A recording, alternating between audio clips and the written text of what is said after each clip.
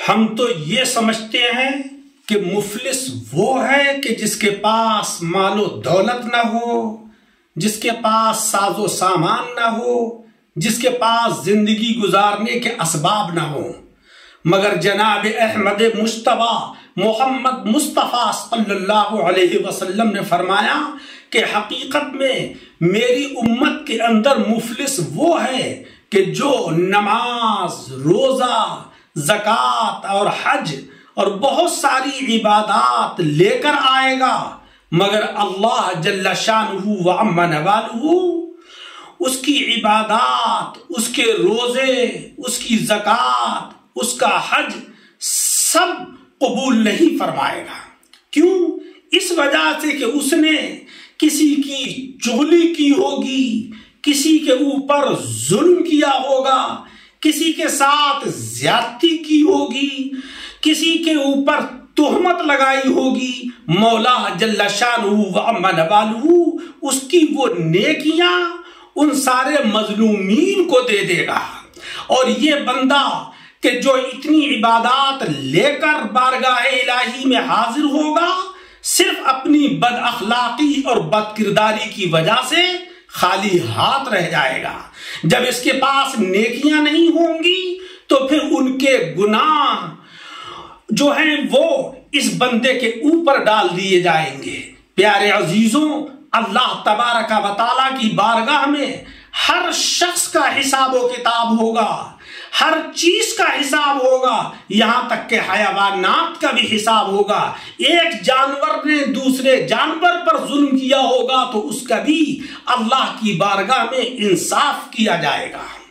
हजरत अबू ज़र ग़िफ़ारी रज़ियल्लाहु ताला अन्हु से एक हदीस मरवी है कि आका अलैहिस्सलातु वस्सलाम जलवगर हैं कि एक बकरी ने दूसरी बकरी को सींग मारना शुरू कर दिए। आपने फरमाया कि अबू ज़र, जानते हो कि ये बकरी आपस में एक दूसरे को सींग क्यों मार रही हैं? हजरत अबू ज़र ग़िफ़ारी रज़ियल्लाहु ताला अन्हु ने अर्ज किया कि या रसूल अल्लाह, मुझे नहीं मालूम है। आप अलैहिस्सलाम ने फरमाया कि ये अल्लाह तबारक व तआला को इसका सब इल्म है और अल्लाह की बारगाह में इसका भी हिसाब होगा। कुरान अज़ीम में है, वमा मिन दाब्बतिन फिल अर्दी वला ताइरिन यतीरु बिजनाहिही इल्ला उममुन अमसालुकुम। जमीन पर जितने भी जानवर हैं, जमीन पर जितने भी परिंदे हैं, वो तुम्हारी तरह एक उम्मत हैं। मैदान महशर के अंदर हयावानात, जमादात, नौए इंसानी सबको जमा किया जाएगा और अल्लाह तबारक व तआला सबके अंदर जो है वो फैसला फरमाएगा। जिस जालिम ने किसी के ऊपर जुल्म किया होगा तो मजलूम को इंसाफ दिलाया जाएगा।